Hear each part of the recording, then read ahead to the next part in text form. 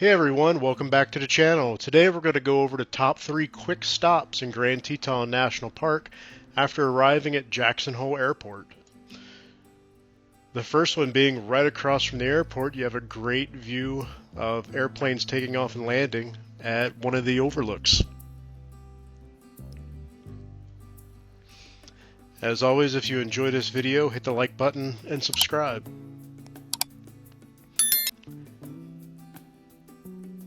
So after you can sit there and watch some airplanes take off and land right across from the airport, that's a real quick stop.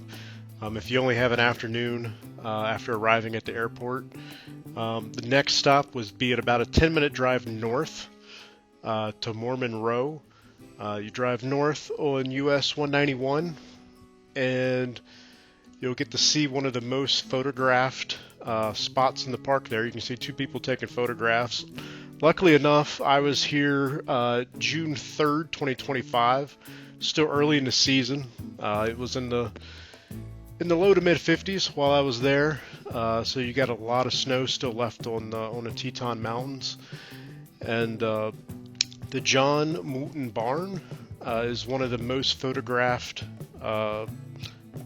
things in Grand Teton National Park, and you get a good view here of the barn and the mountains in the background.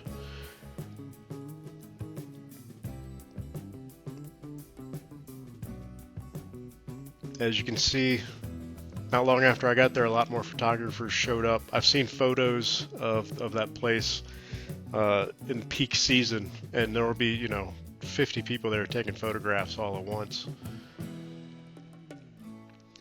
So Mormon Row, there's plenty of parking here, and it's just a self-guided tour of everything with informational signs. It is free, even though it's within the park boundaries. You don't have to pay park admission to go in this area of Grand Teton National Park. There are some items of Mormon Row that are original. The Moulton Barns that you saw there, those are original, and the Chambers Homestead, the second item that you saw there, that was built in 1912.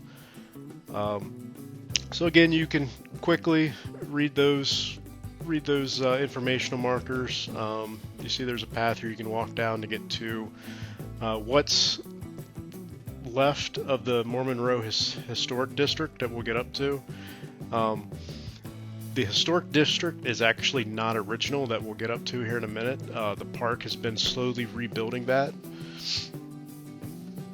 back to what it looked like at the time. This Mormon settlement was one of the first settlements in the area.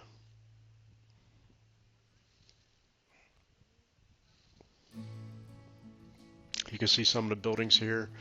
All this area is easy to walk around. It's all completely flat, and you get some nice views of the Tetons in the background. Again, I arrived here in the afternoon. Only had a few hours left of daylight here. So I just wanted to make some quick stops after arriving at the airport and grabbing a rental car. Word of advice: get a rental car at the airport from like Alamo or National, something like that. You don't want to take a shuttle in the town to get a rental car. You'll lose a lot of time doing that. So highly recommend getting on the airport website and getting a rental car from one of the retailers there. So moving on to the third quick place that I visited here while I had time. The first day I was at the park. This is Schwarbacher's Landing. Normally this is also a very photogenic spot. Lots of times I've seen people get photos of the Tetons reflecting off the water there. Unfortunately, the day I was there, it was very windy, so the water was rippling, so you didn't get that nice reflection of the Tetons in the water. You can barely see the reflection there. Normally this water, from what I've seen, is usually very still. But this is a very easy hike. This is only 5 minutes further north from the Mormon settlement, and it's only a half mile hike. There's zero elevation gain. It's completely flat. And you know, you can spend a half an hour to an hour here just walking around next to the water, taking photos and everything. Uh, Very easy. The parking area, the road down to the parking area is a little bumpy, but if you have an SUV or a car with decent clearance, it's easy to go down the road and to the parking lot. And the parking lot is huge, just because this area is visited so much because it's an easy hike. Um, Again, since I was there in early June, crowds were relatively low, but you're definitely not making this hike in any solitude while you're there. You know, I think I passed 20 some people while walking around here, looking at the Tetons and the water. But if you've only got, like, you know, if you arrive late into Jackson Hole and late in the day into Grand Teton National Park, seeing these three items, and there's several other overlooks and viewpoints you can stop at. I didn't take videos of all of them, but you can do quite a bit of things in 4 hours an afternoon there. But these are probably the top three items to stop and take a look at if you've only got 3 or 4 hours to spend there in the afternoon.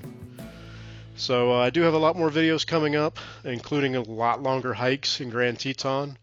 And so stay tuned for that. And again, if you like this video, hit the like button and subscribe, and I'll have more videos coming out soon.